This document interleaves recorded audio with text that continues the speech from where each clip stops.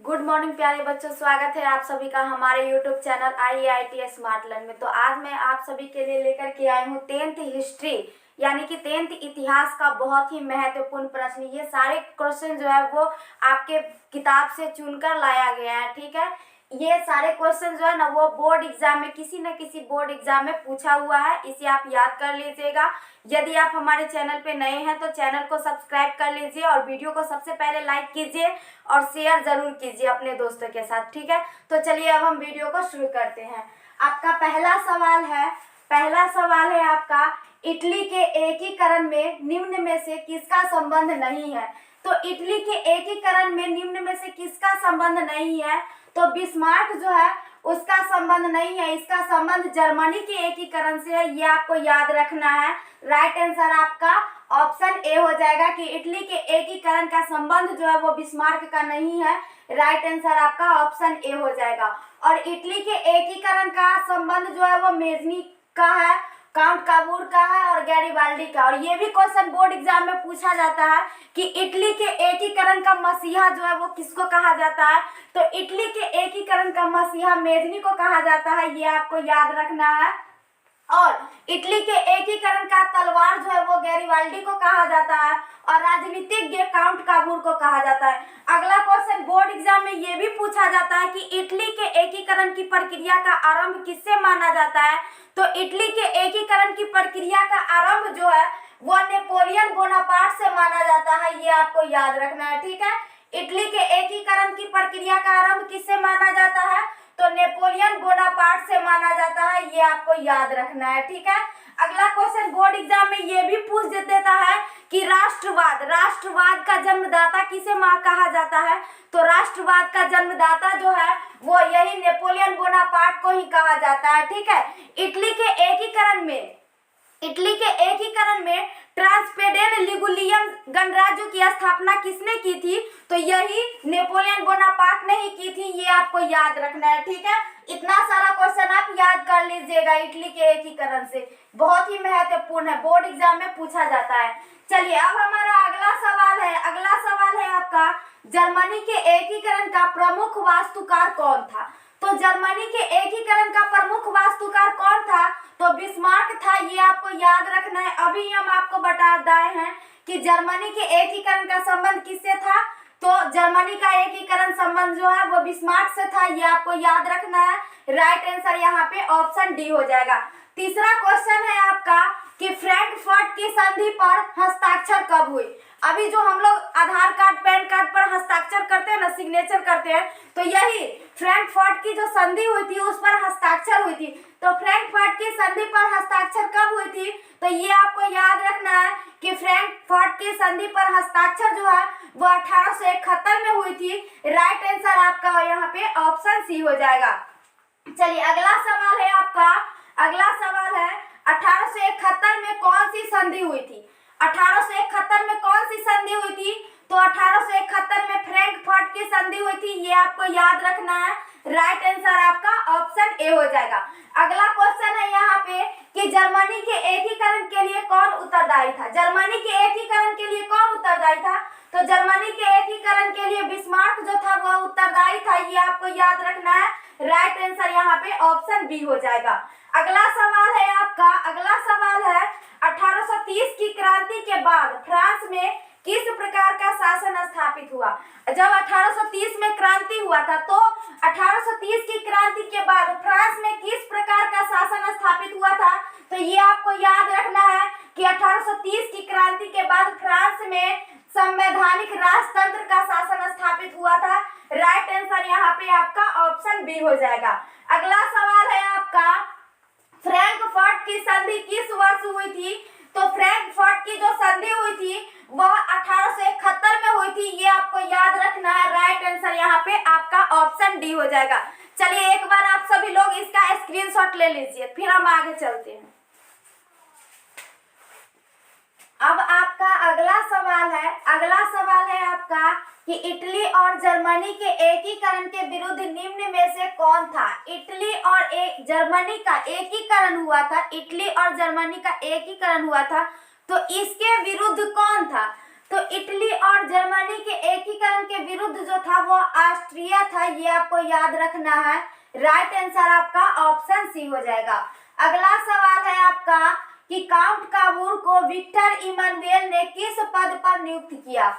Count काबूर को जो क्या थे, इटली के एकीकरण का राजनीतिज्ञ कहा जाता है काउंट काबूर को। तो काउंट काबूर को विक्टर इमानुएल ने किस पद पर नियुक्त किया था, तो ये आपको याद रखना है कि काउंट काबूर को विक्टर इमानुएल ने क्या बना दिया था, प्रधानमंत्री बना दिया था। और कहाँ का प्रधानमंत्री बना दिया था प्यारे बच्चों, तो बना दिया था, यह कहाँ का प्रधानमंत्री बना दिया था, तो इटली का प्रधानमंत्री बना दिया था, ये आपको याद रखना है। ठीक है, काउंट काबूर को विक्टर इमानुएल ने कहाँ का प्रधानमंत्री बना दिया था, तो इटली का प्रधानमंत्री बना दिया था। तो जब भी क्वेश्चन आएगा कि काउंट काबूर को विक्टर इमानुएल ने किस पद पर नियुक्त किया, तो प्रधानमंत्री पर नियुक्त किया था, ये आपको याद रखना है कि यानी कि विक्टर इमानुएल ने काउंट काबूर को प्रधानमंत्री बना दिया था। ठीक है, चलिए अब हमारा अगला सवाल है रक्त एवं लौह की नीति का अवलंबन किसने किया। अब देखिए आपको ये बताना है कि रक्त एवं लौह की नीति का अवलंबन किसने किया, तो रक्त एवं लौह की नीति का अवलंबन जो है वो बिस्मार्क ने किया था, ये आपको याद रखना है। राइट आंसर आपका ऑप्शन सी हो जाएगा। चलिए अगला सवाल है कि यूरोप का मरीज किसे कहा जाता है। यूरोप का मरीज किसे कहा जाता है, तो ये आपको याद रखना है प्यारे बच्चों कि यूरोप का मरीज जो है वो तुर्की को कहा जाता है। राइट आंसर यहाँ पे आपका ऑप्शन सी हो जाएगा। अगला सवाल है कि यंग इटली का स्थापना किसने किया था, तो यंग इटली या यहाँ पे दे देगा यंग इटली या यंग यूरोप का स्थापना किसने किया था, या फिर ऐसे क्वेश्चन पूछ देगा आपसे कि यंग इटली और यंग यूरोप का संस्थापक कौन था। यंग इटली और यंग यूरोप का संस्थापक कौन था, तो ये आपको याद रखना है कि यंग इटली और यंग यूरोप का संस्थापक जो था, यानी कि इसको जो स्थापना किया था वह मेजनी था। राइट आंसर यहाँ पे आपका ऑप्शन बी हो जाएगा। चलिए अब हमारा अगला सवाल है किस युद्ध के बाद जर्मनी का एकीकरण पूरा हुआ।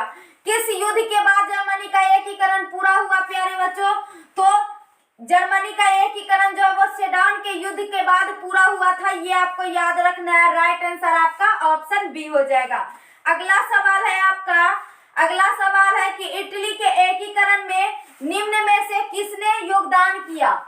इटली के एकीकरण में निम्न में किसने योगदान किया था, तो ये आपको याद रखना है कि गैरिबाल्डी का भी योगदान था इटली के एकीकरण में, और मेजनी का भी था, और काउंट काबूर का भी था। ठीक है, तो राइट आंसर यहाँ पे आपका हो जाएगा ऑप्शन डी, इनमें से सभी। ठीक है, राइट आंसर क्या हो जाएगा, ऑप्शन डी हो जाएगा, इनमें से सभी। और सबसे ज्यादा योगदान इटली के एकीकरण में सबसे ज्यादा योगदान किसका था, तो इटली के एकीकरण में सबसे ज्यादा योगदान जो था ना वो यही मेजनी का था, ये आपको याद रखना है। ठीक है, चलिए अब आप लोग इसका एक बार स्क्रीनशॉट ले लीजिए, फिर हम आगे चलते हैं। चलिए अब हमारा अगला सवाल है हमारा कि यंग यूरोप का संस्थापक कौन था। यंग यूरोप का संस्थापक कौन था, अभी हम तुरंत आपको बताए हैं कि क्वेश्चन दे देता है यंग इटली का संस्थापक या फिर यंग यूरोप का संस्थापक कौन था, तो यंग इटली का संस्थापक और यंग यूरोप का संस्थापक जो था वह मेजनी था, ये आपको याद रखना है। राइट आंसर आपका ऑप्शन डी हो जाएगा। राइट आंसर ऑप्शन डी हो जाएगा। चलिए अब हमारा अगला सवाल है टीपू सुल्तान कहाँ के शासक थे। जो टीपू सुल्तान थे प्यारे बच्चों वो कहाँ के शासक थे, तो टीपू सुल्तान जो थे वह मैसूर के शासक थे, ये आपको याद रखना है। राइट आंसर आपका ऑप्शन ए हो जाएगा।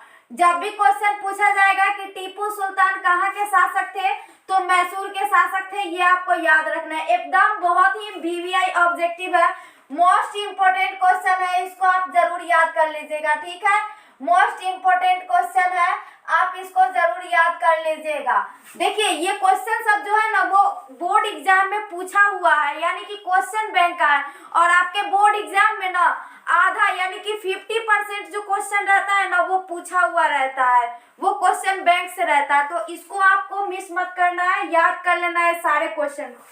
ठीक है, चलिए अब हमारा अगला सवाल है। अगला सवाल है आपका कि गैरिबाल्डी पेशे से क्या था। पेशा होता है ना बच्चों, कोई बढ़ई होता है, किसी का पेशा बढ़ई होता है, कोई लोहार होता है, सोनार होता है, तो वही पेशा। तो गैरिबाल्डी पेशे से क्या था, तो गैरिबाल्डी पेशे से नाविक था, ये आपको याद रखना है, यानी कि नाव चलाने वाला था, ये आपको याद रखना है। राइट आंसर आपका ऑप्शन डी हो जाएगा। चलिए अब हमारा अगला सवाल है। अगला सवाल है आपका, जर्मन राइन का निर्माण किसने किया था। जर्मन राइन का निर्माण किसने किया था, तो जर्मन राइन का निर्माण जो है वो नेपोलियन बोनापार्ट ने किया था, ये आपको याद रखना है, ठीक है। और इटली में ट्रांसपेडेन लिगुलियन गणराज्य की स्थापना किसने किया था, तो ये आपको याद रखना है कि इटली में लिगुलियन गणराज्य की स्थापना जो है वही नेपोलियन बोनापार्ट ने ही किया था, ठीक है। और नेपोलियन बोनापार्ट को ही राष्ट्रवाद का जन्मदाता कहा जाता है, ये आपको याद रखना है, ठीक है।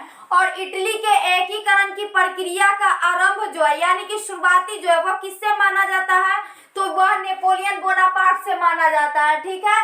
इतना क्वेश्चन आपको याद कर लेना है। चलिए अब हमारा अगला सवाल है, सन 1870 में फ्रांस और प्रूसिया के बीच युद्ध कहाँ हुआ था। सन 1870 में फ्रांस और प्रूसिया के बीच युद्ध हुआ था ना, वो कहाँ हुआ था, तो ये आपको याद रखना है कि सन 1870 में फ्रांस और प्रूसिया के बीच युद्ध जो है वह सेडोन में हुआ था, ये आपको याद रखना है। राइट आंसर आपका ऑप्शन ए हो जाएगा। चलिए अब हमारा अगला सवाल है, जलवेराइन संबंधित था। जलवेरीन जो था वह किससे संबंधित था, तो जो जलवेरीन था ना वो व्यापारियों के समूह से संबंधित था, ये आपको याद रखना है। राइट आंसर यहाँ पे आपका ऑप्शन ए हो जाएगा। और जलवेरीन को किसने बनाया था, जलवेरीन को किसने बनाया था, तो ये आपको याद रखना है कि जलवेराइन को जो है वह प्रूसिया ने बनाया था, ये आपको याद रखना है, ठीक है। जलवेराइन को किसने बनाया था, तो जलवेराइन को प्रूसिया ने बनाया था, ये आपको याद रखना है, ठीक है। चलिए अब हमारा अगला सवाल है, जेनेवा संधि कब हुई। जेनेवा की संधि जो थी वह कब हुई, या फिर ऐसे भी क्वेश्चन दे देता है कि जेनेवा समझौता कब हुआ था। जेनेवा समझौता कब हुआ था या फिर जेनेवा की संधि कब हुई थी, तो ये आपको याद रखना है कि जेनेवा की संधि जो थी यह 1954 में हुई थी, ये आपको याद रखना है। जेनेवा समझौता या जेनेवा संधि कब हुई थी, तो 1954 में हुई थी। इसमें क्या हुआ था कि इसमें वियतनाम को जो है दो भागों में बांटा गया था। क्वेश्चन आ जाता है कि जेनेवा समझौता में क्या हुआ था, तो वियतनाम को दो भागों में बांटा गया था, उत्तरी वियतनाम और दक्षिणी वियतनाम। वियतनाम को दो भागों में बांटा गया था, और कौन कौन भागों में बांटा गया था, तो उत्तरी वियतनाम और दक्षिणी वियतनाम, ये आपको याद रखना है। काफी महत्वपूर्ण प्रश्न है। चलिए अब हमारा अगला सवाल है, वियना सम्मेलन कब हुआ था। वियना सम्मेलन कब हुआ था, तो ये आपको याद रखना है कि वियना सम्मेलन जो है वो 1815 में हुआ था, ये आपको याद रखना है, ठीक है। वियना सम्मेलन कब हुआ था, तो 1815 में हुआ था, आप लोग इसका याद कर लीजिएगा, ठीक है। तो ये सारे सवाल जो थे ना वो काफी महत्वपूर्ण थे आपके बोर्ड एग्जाम 2024 के लिए। यदि आप 2024 की परीक्षा की तैयारी करते हैं तो ये क्वेश्चन आपको याद होना चाहिए। इसी सारे क्वेश्चन में से ना बोर्ड एग्जाम में पूछा जाता है, तो आप याद कर लीजिएगा। उम्मीद करते हैं कि आप सभी को यह वीडियो बहुत ही ज्यादा अच्छा लगा होगा। अगर यदि आप सभी को वीडियो अच्छी लगी है तो वीडियो को लाइक कीजिए और चैनल को सब्सक्राइब कीजिए और अपने दोस्तों के पास शेयर जरूर कीजिए। यदि आप हमारे टेलीग्राम चैनल को ज्वाइन नहीं किए हैं तो हम डिस्क्रिप्शन बॉक्स में उसका लिंक दे देंगे, वहां से आप टेलीग्राम चैनल को ज्वाइन कर लीजिएगा। यदि आप हमारे चैनल पे नए हैं तो सबसे पहले चैनल को सब्सक्राइब कर लीजिए और बेल आइकन को ऑन कर लीजिए, ताकि हमारे यूट्यूब चैनल पे अपलोड होने वाले सभी वीडियो का लिंक जो है वो आपके मोबाइल तक पहुंच सके, ठीक है। तो चलिए अब हम वीडियो को यहीं पे खत्म करते हैं। आपका क्वेश्चन भी जो है वो सारा कंप्लीट हो चुका है। तो फिर मिलेंगे अगले वीडियो में, तब तक के लिए बाय बाय।